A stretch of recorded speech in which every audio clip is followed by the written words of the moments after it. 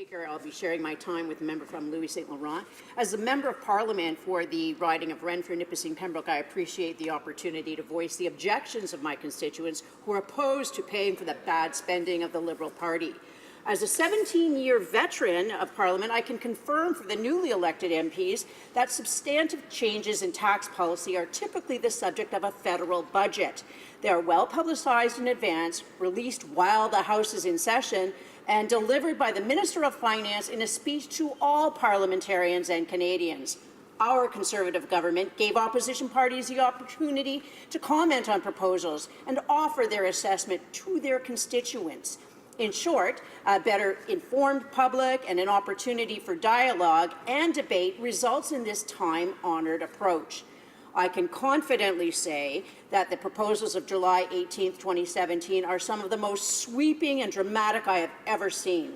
The manner in which the Department of Finance released these proposals was not fair, and the comment period was not adequate.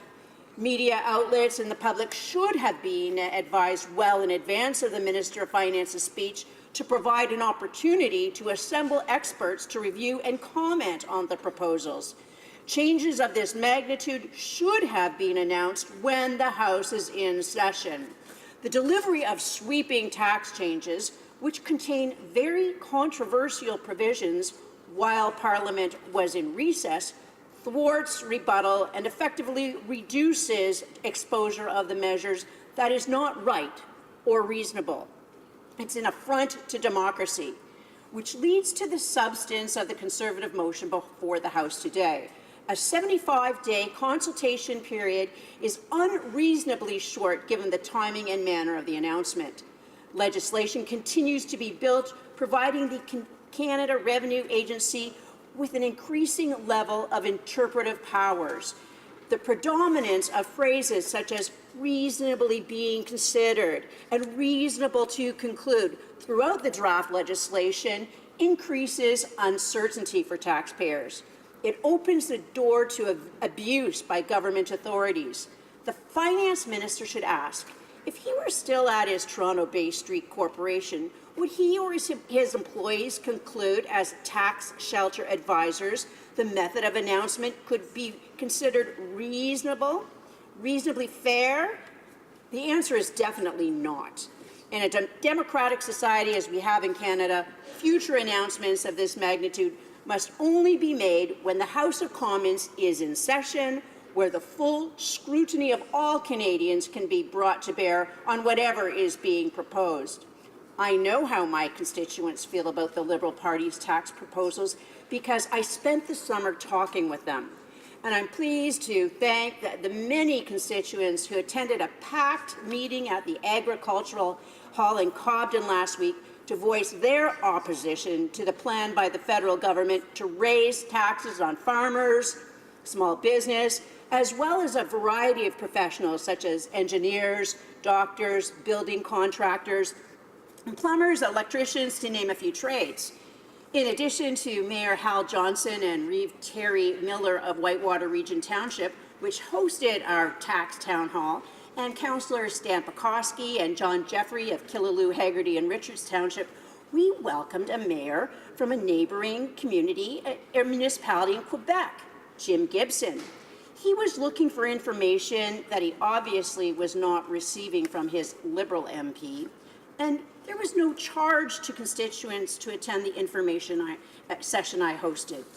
Since the Minister of Finance and members of his party claimed that Canadians should not have had the opportunity to be consulted about their sweeping tax change proposals unless they pay $1,500 for the privilege to do so, I am pleased to share excerpts of a letter from a constituent who just happens to disagree with this government. And for the record, I did not ask for $1,500 to read excerpts from this constituent's letter. Morning. I've sponsored events to raise funds toward the local hospital for years. I've personally donated and raised well over $100,000 for the hospital and well over $1 million for our community, from junior hockey programs, minor hockey, figure skating, girls hockey, soccer, and minor softball, to name a few of the causes. Under these new tax laws, I would have to rethink the programs I sponsor. I'm now more than a little embarrassed to admit that I voted Liberal in the last election. I truly believe they supported small business and understood that we were the backbone of our country. If I thought small business and the economy would continue to purchase our product at a higher rate, I would not say anything. However, I do not believe that. My savings and my retirement funds at one time, which was considered good and responsible business practice, was just attacked by the Liberal government. Accounting firms from either side of our country agree that the Liberals are deceiving business people. They're trying to sneak in a major tax sweep and hoping no one would notice. They point out the fairness of these new proposed tax laws, not only how they will effectively attack business, but also the underhanded way in which they were introduced. And one cannot even begin to argue that, Mr. Speaker.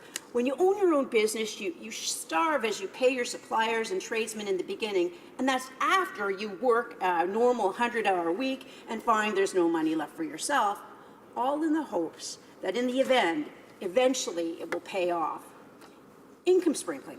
Did the Liberals miss the part about a 100-hour work week with no pay because there was no money left?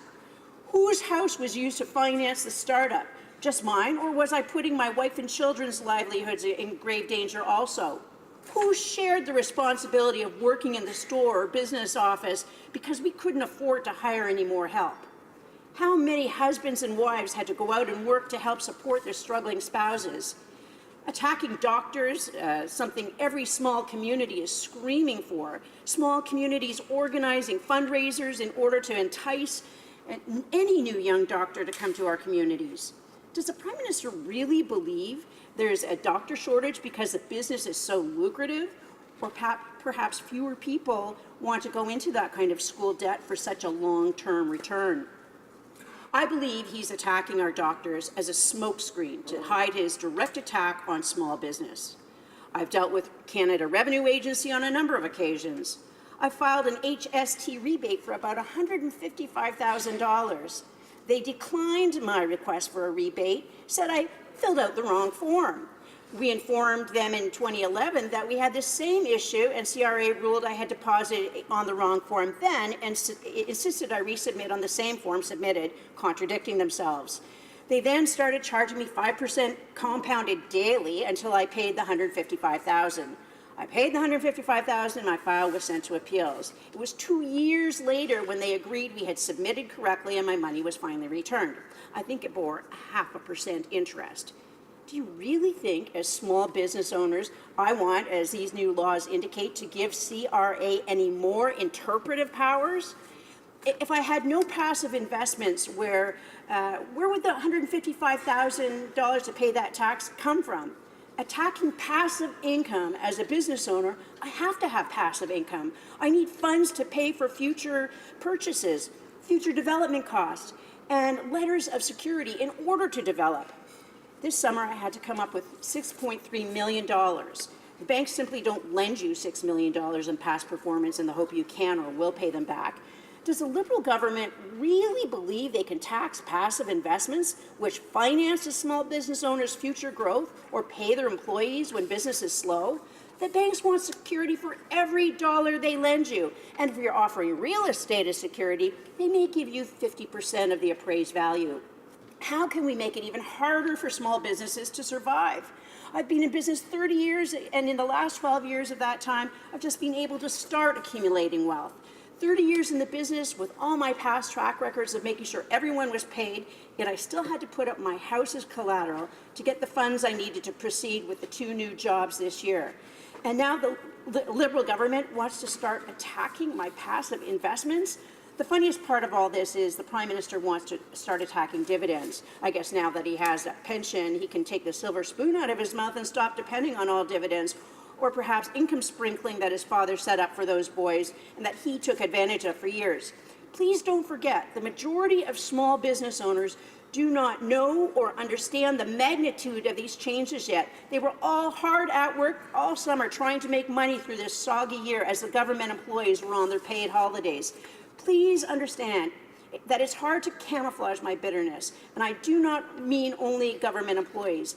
I missed your meeting in Cobden last night, but I can only imagine the eye-opening that small business owners got from that meeting. I know you're going to fight this, and I hope for my company and retirement and my employees' future, you're successful in defeating it. It's time to go back to the drawing board for the finance minister. Canadians are tired of being asked to pay for this government's bad spending.